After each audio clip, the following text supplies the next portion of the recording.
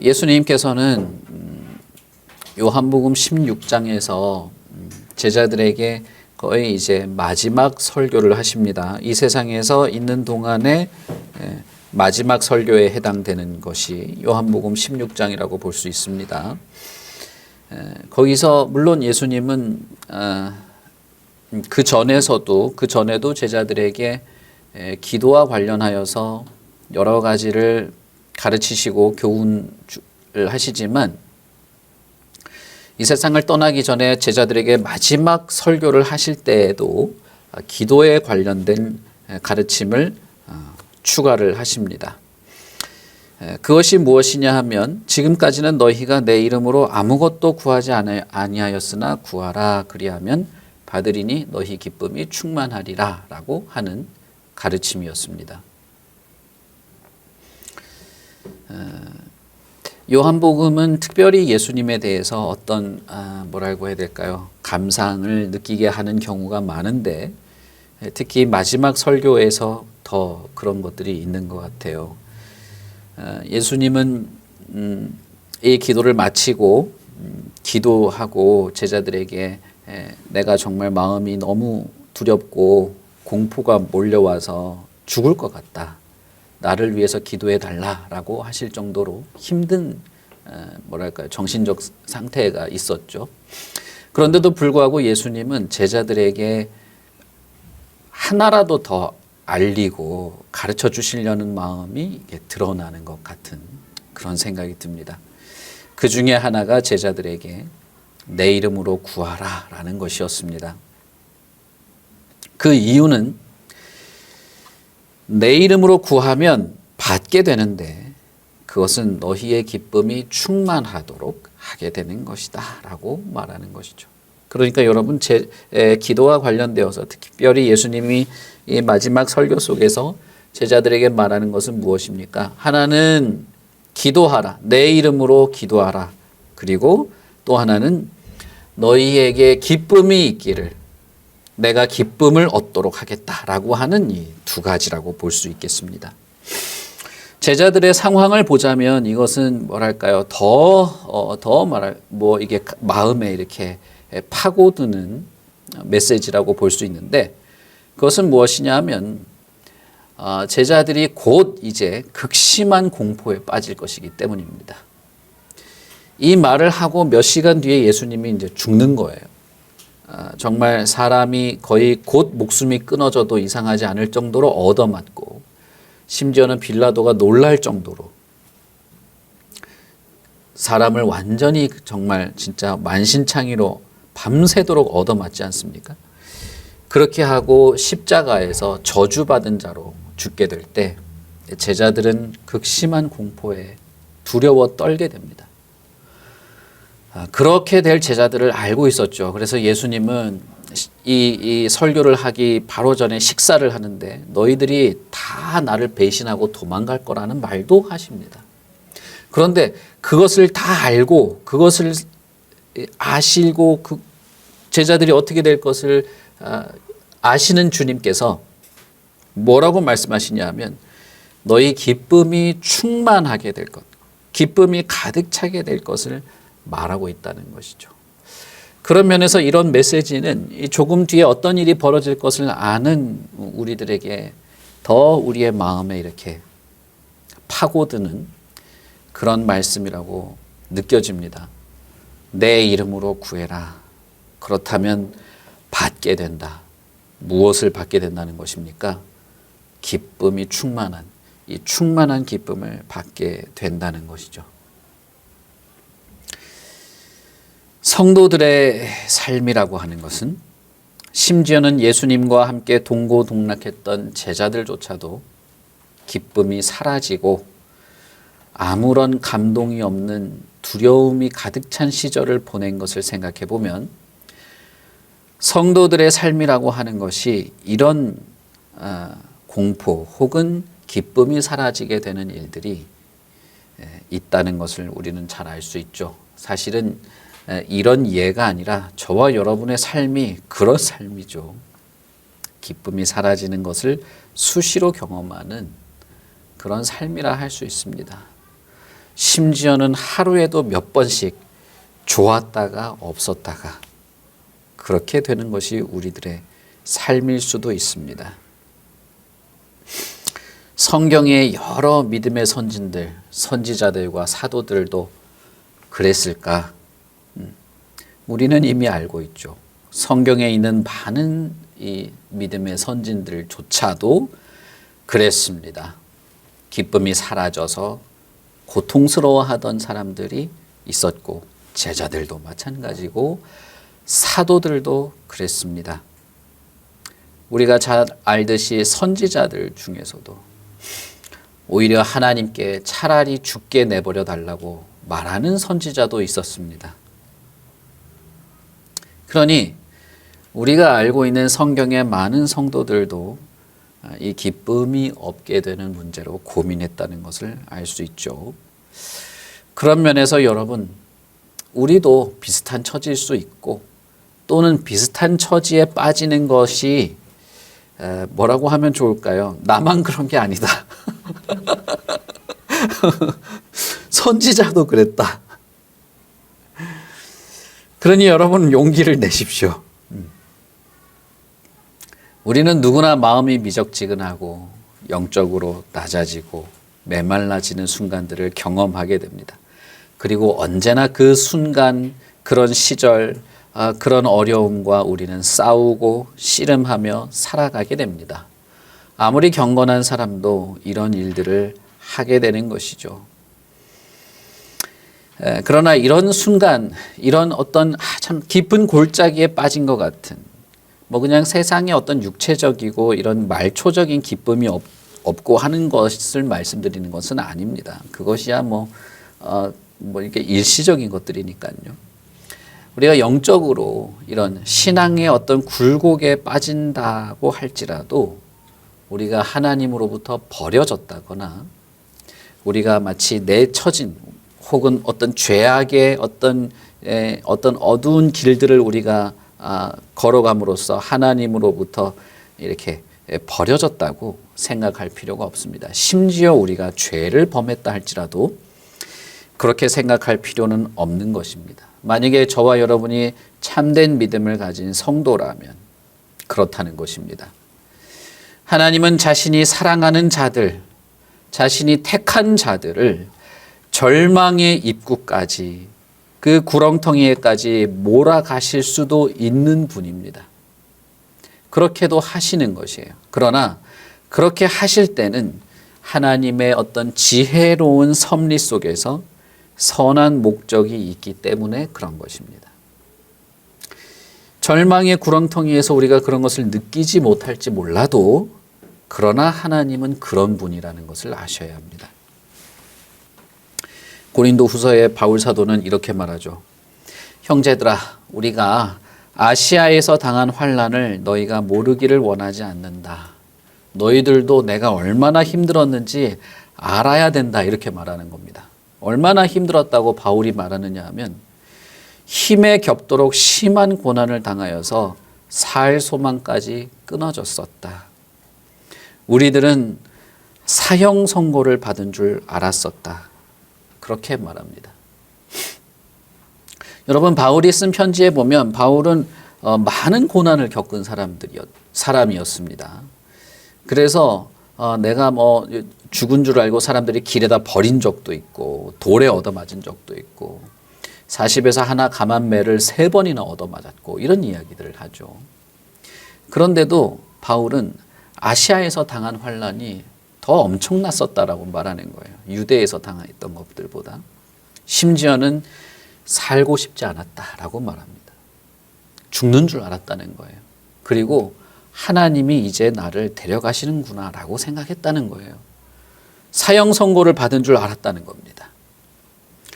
그러나 바울 사도는 이것이 내가 이 세상에서 죽음을 눈앞에 둔 것 같은 그런 공포 속에서도 나를 의지하지 않게 하시고 오직 죽은 자를 살리시는 하나님을 더욱 의지하게 하려는 하나님의 섭리였다라고 또한 고백합니다.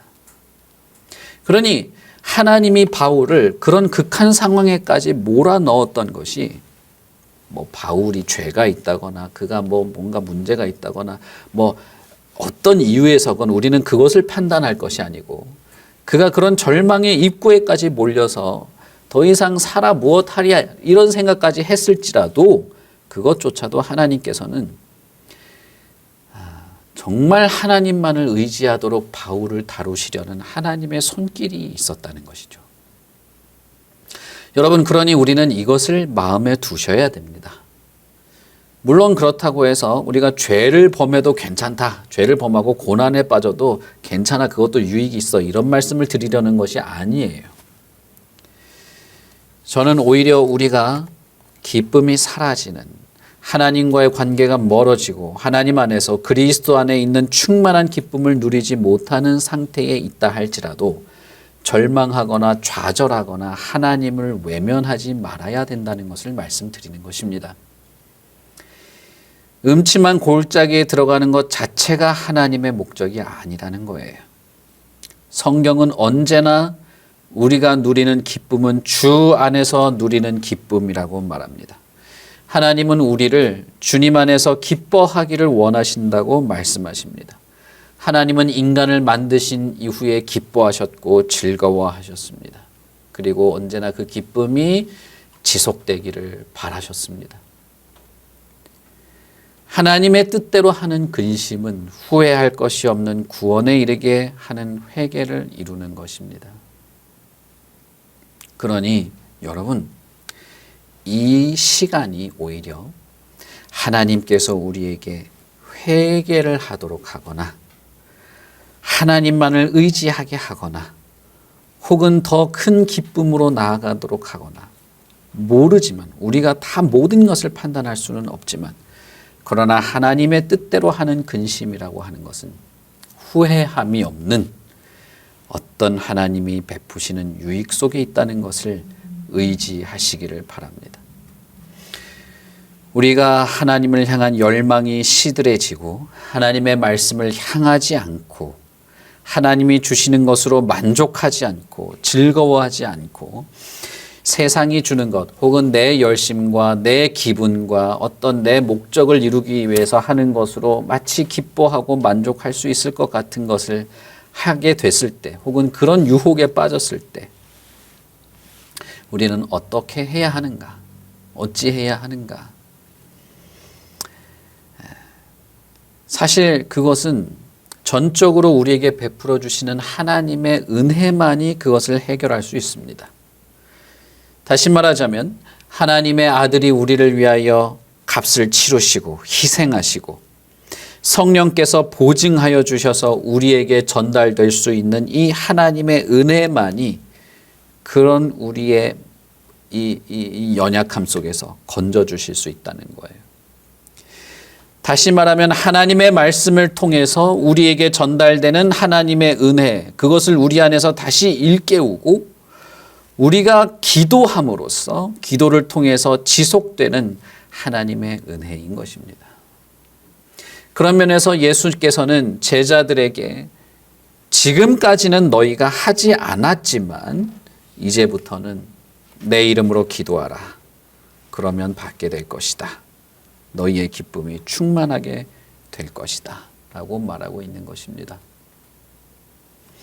그런 면에서 여러분, 우리는 무엇을 할 수 있을까요? 이 하나님의 은혜만이 우리에게 그것을 해결할 수 있는 것이라면 우리는 그 은혜를 구하는 것입니다. 그 은혜를 구하는 기도를 하는 것이고 예수 그리스도께서 약속하신 기쁨이 충만하게 되는 것을 구하는 것입니다. 이것은 예수님이 우리에게 약속하신 것이기에 우리가 구할 수 있는 것이죠. 성경에서 말하는 기도란 무엇일까요? 웨스트민스터 요리문답 98문에는 우리가 웨스트민스터 우리 교회에서 했었던가요? 안 했었나요? 하이델베르크만 했었죠. 웨스트민스터도 언젠가는 우리 책 끝나면 언젠가는 네, 그래요. 웨스트민스터 요리문답 소요리문답 98문에 보면 기도에 대해서 이렇게 말합니다. 기도는 그리스도의 이름으로 우리의 소원을 하나님께 올리는 것인데 그분의 뜻에 맞는 것을 구하고 우리의 죄를 고백하고 그분의 자비하심을 깨달아서 감사하는 것입니다. 라고 했습니다. 1차적으로 기도는 우리의 소원을 하나님께 올려드리는 것입니다. 그러므로 기도는 마음의 척도라고 할 수 있어요. 그 사람의 마음에 무엇이 있는지를 알 수 있는 것이 기도라는 것이죠. 그 사람이 무엇을 기도하는지를 보면 그 사람의 마음이 영적으로 어떤 상태인지를 알 수 있는 겁니다. 우리가 영적인 것을 구하지 않는다면 그 사람은 아마 영적인 것을 갈망하지 않기 때문일 것입니다. 그런 면에서 기도는 우리 마음의 척도라고 할 수 있습니다. 기도는 우리 마음에 어떤 갈망이 있는지를 보여주는 것입니다. 그리고 마음의 갈망은 우리가 무엇을 보화처럼 여기는지, 무엇을 우리 마음에 소원하고 있는지, 무엇을 기뻐하고 있는지, 무엇을 얻고자 하는지, 무엇으로 만족하는지를 보여주는 것이 우리의 마음의 갈망인 것입니다. 그가 갈망하는 것이 그에게는 만족하는 것으로, 그가 갈망하는 것이 그가 기뻐하는 것으로, 그가 갈망하는 것이야말로 그가 자신의 인생에서 보화로 여기는 것일 겁니다. 그러니 마음의 갈망이 반영되어서 하는 기도는 우리의 마음의 척도라 할 수 있겠죠. 누군가 건강을 위해서 열렬히 기도한다면 그는 건강이 있으면 내가 만족할 것이다 라고 생각하는 사람일 거예요. 누군가 재물을 위해서, 돈을 위해서 열렬히 기도하고 있다면 그는 돈이 나를 평화롭게 할 거라고 생각하는 사람일 겁니다.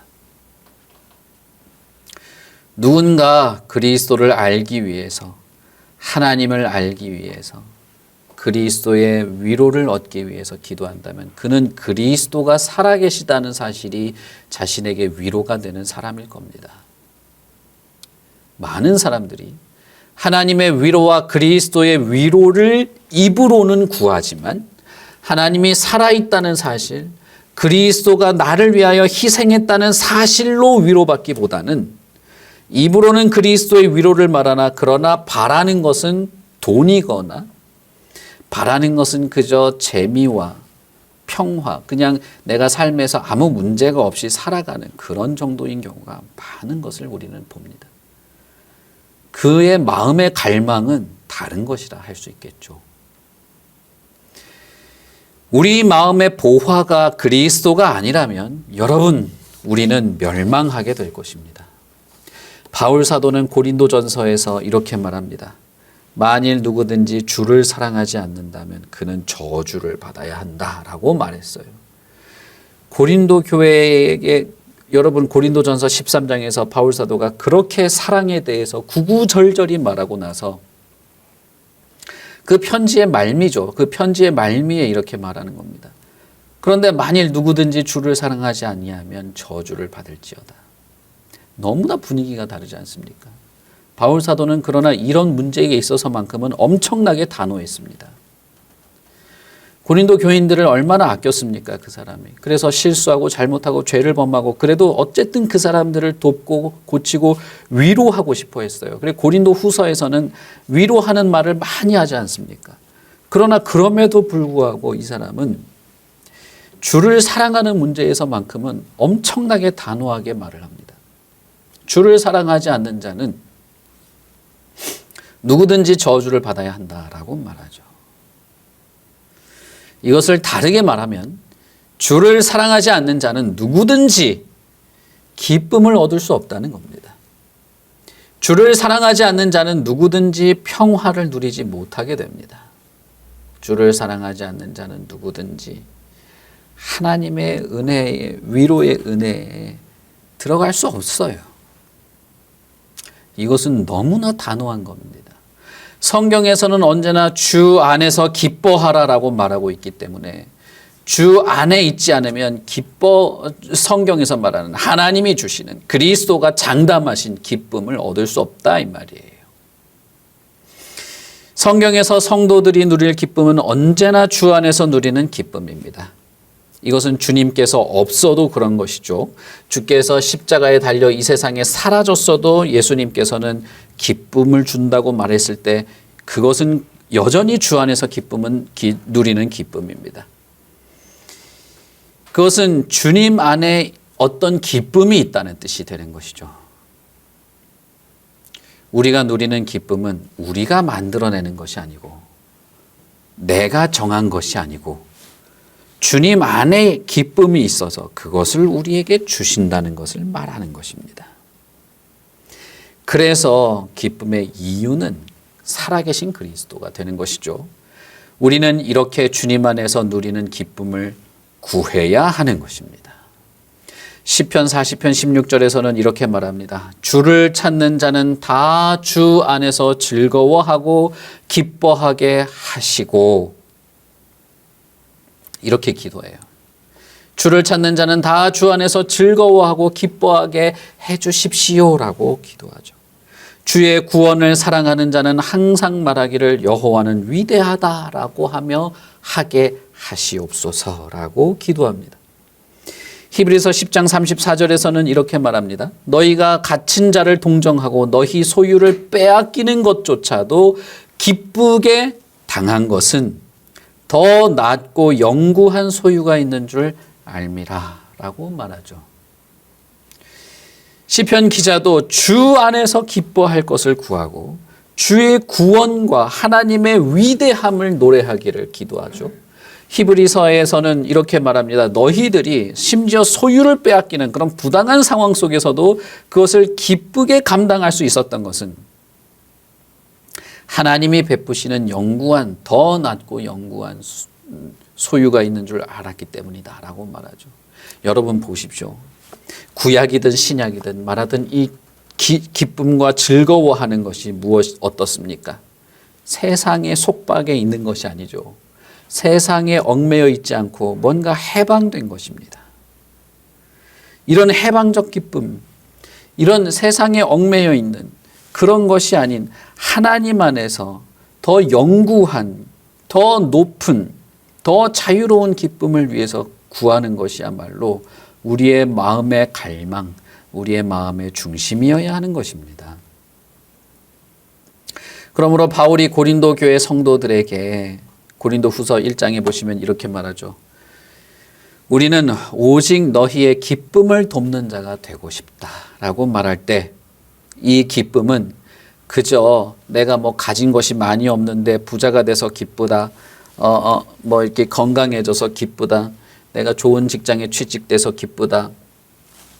뭐 좋은 사람 만나서 결혼해서 기쁘다. 이런 것이 아닌 그리스도 안에서 세상이 빼앗을 수 없는, 비록 내 소유는 빼앗겨도 이것은 빼앗길 수 없는 이 기쁨을 누리고 그 기쁨 안에서 사랑의 희생까지도 가능한 그런 사람이 되도록 내가 돕고 싶다라고 말하고 있는 것입니다. 많은 경우에 여러분 한국 교회에서 하나님을 섬기고 그리스도께 충성을 하는 것을 자꾸 이 세상의 물질적인 일시적인 기쁨으로 보상을 받을 수 있다고 말하는 것을 정말 그것을 자주 반복합니다. 여러분, 성경이 정말 그 기쁨을 말합니까? 바울 사도는 고린도 교인들을 그렇게 기쁨할 수 있는 그 기쁨을 누릴 수 있는 자로 돕고 싶다고 말했죠. 주님도 요한복음에서 그렇게 말하는 것입니다. 여러분 사도들이 얼마나 기쁜 상황에 처했습니까? 다 순교당했는데, 쫓겨다니고 얻어맞고 다 감옥에 갇히고 그랬는데 주님이 왜 기쁨을 말했습니까? 그것은 심지어는 내 생명을 빼앗아 갈지라도 빼앗기지 않는 기쁨이 그리스도 안에 있는데 그것을 경험하고 누리고 그것 때문에 모든 것도 가능한 그런 사람으로 살아가도록 돕고 싶다고 말한 것이죠. 이것을 바울 사도는 샘플로 가지고 있었습니다. 고린도 교인들에게 그렇게 말할 때 그 샘플이 마케도니아에 있는 성도들이었습니다. 그래서 고린도후서 8장에 보시면 고린도 성도들에게 마게도니아에 있는 성도들을 내가 소개하고 싶다라고 말합니다. 고린도후서 8장에 보시면 형제들아 하나님께서 마게도냐 교회들에게 주신 은혜를 우리가 너희에게 알리기 원하노니 환난의 많은 시련 가운데서 그들의 넘치는 기쁨과 극심한 가난이 그들의 풍성한 연보를 넘치도록 하게 하였느니라 라고 말했어요. 여러분 이게 좀 이상하죠. 마게도냐 교회에게 주신 은혜를 우리가 너희에게 알리겠다라고 해놓고 환난의 많은 시련이 있었다라고 말하죠. 그런데 뭐예요? 환난의 많은 시련 속에서 그들이 기쁨이 넘쳤다고 말해요. 그래서 극심한 가난, 마게도냐는 유럽인데 그 당시 유럽은 가난했나 봐요. 어쨌든 마게도냐에 있는 성도들은 너무나 가난했습니다. 그런데도 불구하고 그들은 자기보다 어려운 사람들을 위해서 헌금을 했어요. 유대의 예루살렘에 있는 사람들이 힘들다고 그 사람들이 헌금을 했습니다. 왜 헌금했나요? 극심하게 가난한데 환난이 많은 시련 속에 있는데 그들은 기뻤기 때문입니다. 기쁨이 넘쳤기에 이런 희생이 가능했던 것이죠. 바울 사도가 고린도 교회에게 나는 당신들을 돕고 싶다고 말할 때 이런 기쁨의 영역에 들어가기를 돕고 싶다고 말한 것입니다. 예수님께서 요한복음에 지금 말하는 기쁨이 충만한 것도 이것이에요. 이 기쁨을 위해서 기도하라고 한 것도 이것입니다. 이것은 누구도 빼앗아 갈 수 없고 심지어는 극심한 환난 속에서도 기쁨의 행위들을 할 수 있게 하는 것이기에 이것은 정말 기쁜 것이라는 겁니다. 내가 마음에 즐거운 것이 없고 기쁜 것이 없으면 그저 무기력에 빠지는 그런 정도가 아니라는 거예요. 바울은 이 샘플을 가지고 있었습니다. 그래서 마케도니아 성도들뿐 아니라 고린도 성도들도 분명히 그렇게 할 수 있음을 말하고 있는 것이죠. 왜요? 이 기쁨이 어떻게 가능했기 때문입니까? 마게도니아 사람들이 특별히 믿음이 좋고 그 사람들이 무슨 성품이 좋고 훈련을 잘 받아서 그런 겁니까? 아니요.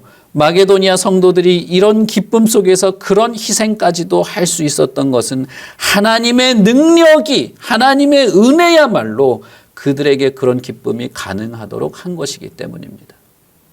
그렇다면 하나님의 은혜, 하나님의 능력이 고린도 교인들에게 베풀어진다면 고린도 교인들도 그렇게 되는 것입니다. 하나님의 은혜가 하나님의 능력이 우리에게도 그렇게 베풀어진다면 우리도 그렇게 되는 겁니다. 저 사람은 어떻게 저런 상황 속에서도 저렇게 하나님을 의지하면서 마음의 위로를 누리면서 오히려 자기보다 어려운 사람을 도우려고 하지? 그게 가능하다는 말이에요.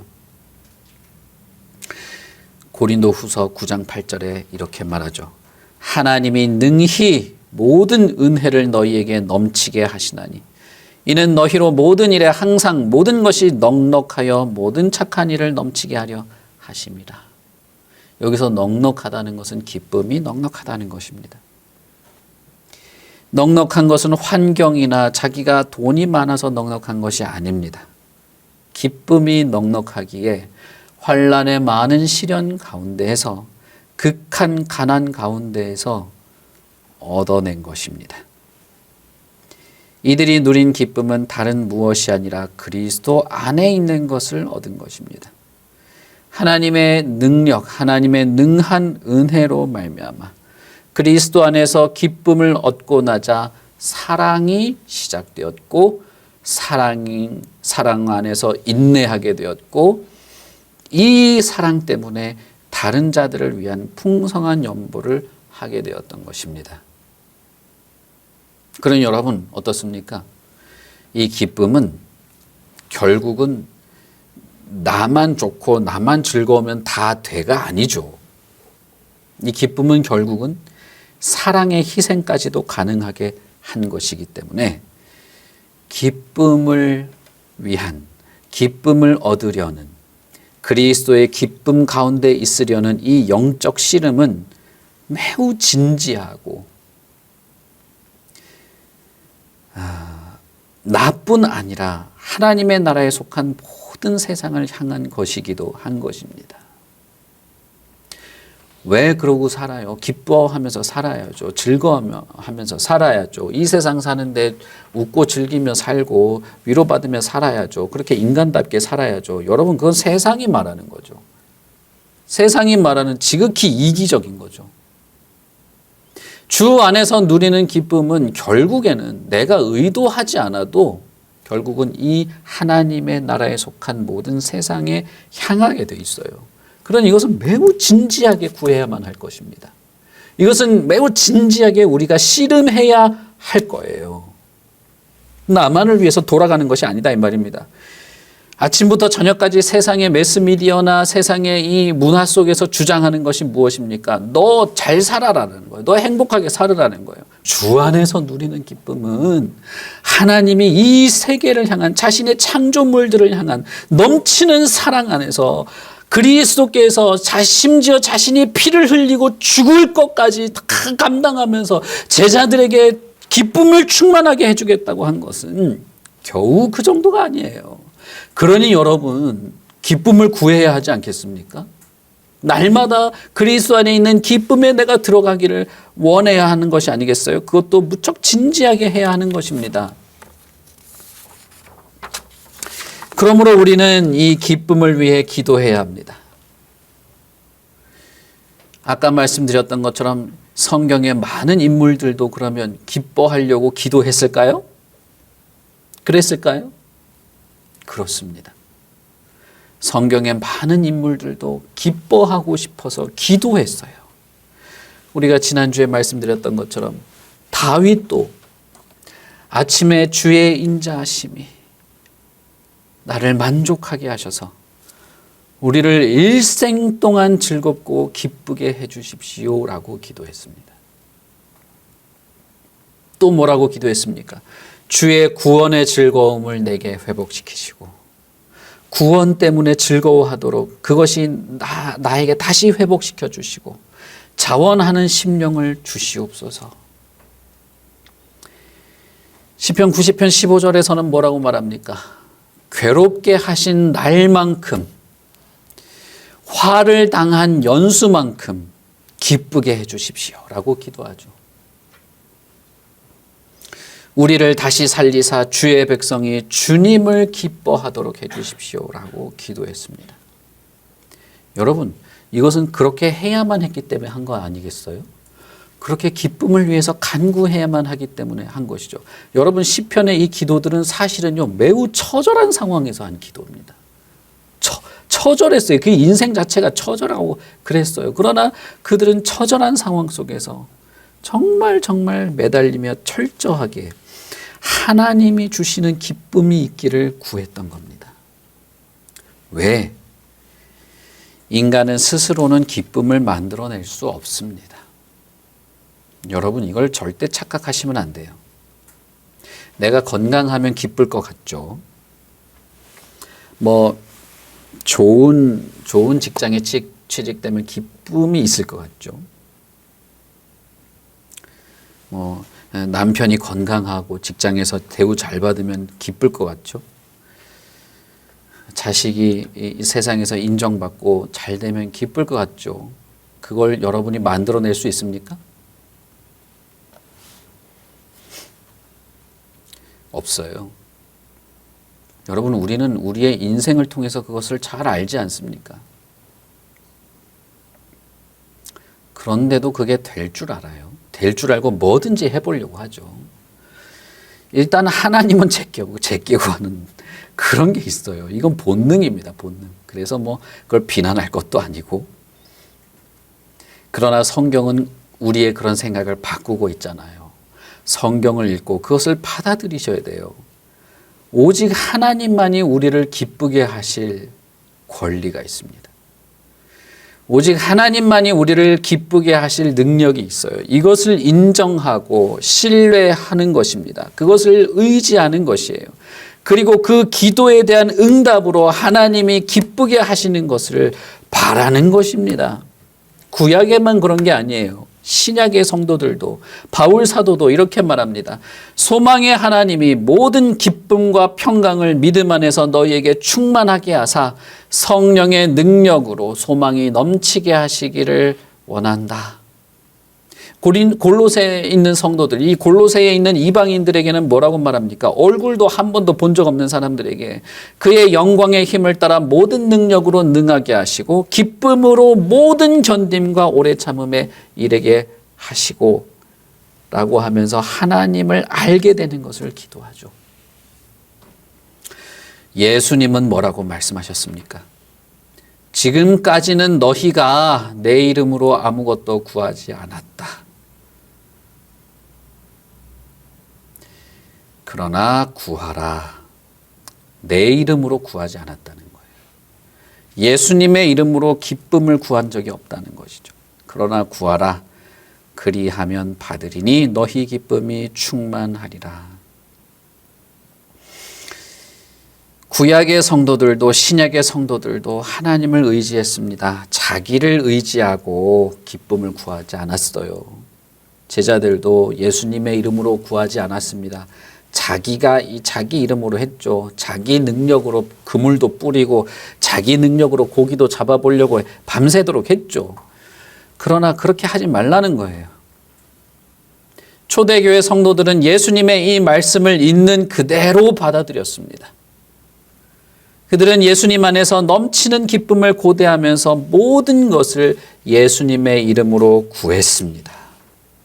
그러므로 여러분, 예수님의 이름으로 구하는 기도의 기초는 예수님이 흘리신 피의 공로에 있는 겁니다. 예수님이 십자가에 달리신 그 피의 공로에 우리의 모든 기도의 기초가 있는데, 그래서 우리가 예수님의 이름으로 기도합니다라고 할 때마다 우리는 예수님이 나를 대신하여 피를 흘리시고, 그래서 하나님이 우리를 진노하지 않으시고 자비를 베푸시고 하나님으로부터 오는 은혜와 기쁨이 우리에게 있다는 것을 고백하는 것이에요. 예수님의 이름으로 기도할 때마다 우리는 이 기도가 결국에는 우리에게 기쁨을 주실 거라는 것을 고백하는 것입니다.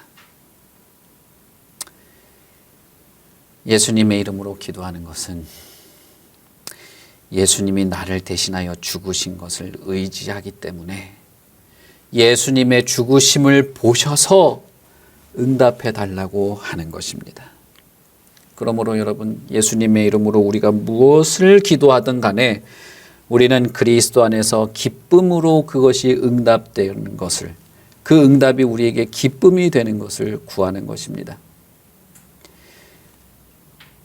우리가 그리스도 안에서 기뻐할 때 우리에게 어떤 응답이 주어지든 그것이 우리에게 기쁨으로 여겨지게 될 때, 그리스도 안에 있는 기쁨이 우리를 충만케 할 때 하나님은 영광을 받으십니다. 하나님은 그것을 자신의 영광으로 여기십니다. 여러분, 이게 재밌지 않습니까? 우리가 뭘 대단한 걸 하는 게 아니에요.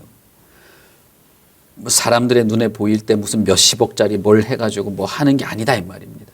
무슨 축구 경기장에 오늘 제가 자꾸 이렇게 그런 겁니다. 우리가 그리스도 안에 있는 기쁨으로 우리가 충만하고 그것으로 우리가 즐거워할 때 하나님은 그것을 자신의 영광으로 여기세요. 그래서 요한복음 14장에 예수님은 이렇게 말하죠. 너희가 내 이름으로 무엇을 구하든지 내가 행하리니 이는 아버지로 하여금 아들로 말미암아 영광을 받으시게 하려 함이라 라고 말하죠. 이게 똑같은 말 아닙니까? 내 이름으로 구하라. 그러면 받는데 너희의 기쁨이 충만할 것이다. 그런데 똑같이 뭐라고 말합니까? 내 이름으로 구하라. 그러면 하나님이 영광 받는다라고 말해요. 이건 같은 겁니다. 그러므로 기쁨을 위한 우리의 기도는 진심으로 주님을 바라고 하나님을 바라는 마음의 갈망이 반영되는 것입니다.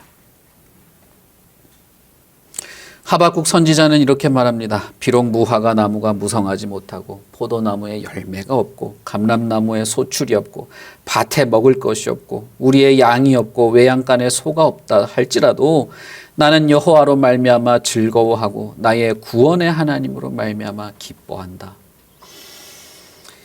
이 세상이 완전히 무너져도 기쁨의 근거인 하나님은 그대로 계십니다. 그러므로 여러분, 생명과 건강과 집과 가정과 직장과 이 세상의 일을 위한 모든 간구는 2차적인 겁니다. 기도의 1차적인 가장 큰 목적은, 우리의 갈망은, 우리의 소원은 하나님이 우리의 기쁨이 되기를 구하는 겁니다. 하나님이 나의 기쁨이 되기를 구하는 거예요. 내가 그런 사람으로 그 기쁨이 나로 하여금 하나님을 즐거워하도록 구하는 겁니다. 시편 9장 2절에는 9편 2절에는 이렇게 말합니다. 내가 주를 기뻐하고 즐거워합니다. 웨스트민스터 요리문답 1번이 뭡니까? 첫 번째 내용이 무엇입니까? 사람의 제일 되는 목적은 하나님을 영화롭게 하는 것과 영원토록 그를 즐거워하는 것입니다. 라고 말하죠. 웨스트민스터 요리문답이 그 많은 문답의 첫 번째가 그 모든 것의 1차적인 목적이 하나님을 영원히 즐거워하는 것이죠. 예수님이 이렇게 말한 것입니다. 너희가 내 이름으로 아무것도 구하지 않았지만 구해라. 내 이름으로 구해라. 그러면 받는데 너희의 기쁨이 충만하게 된다. 결국 무엇입니까? 기쁨을 위해서 구하라는 거예요. 누구도 빼앗아갈 수 없는, 세상이 다 멸망당해도 이것이 없어지지 않는, 세상의 어떤 근심과 고통도 초월해서 뚫고 나가서 내 마음에 기쁨이 있도록 하는 이 기쁨을 위해 구하라는 겁니다. 이것은 결코 부끄러운 게 아니에요. 내가 기쁘지 못하다는 것도 부끄러운 게 아닙니다. 이것은 반드시 우리가 해야 하고 진지하게 해야 하고 사실은 내 옆에 있는 사람을 위해서도 해야 되는 겁니다.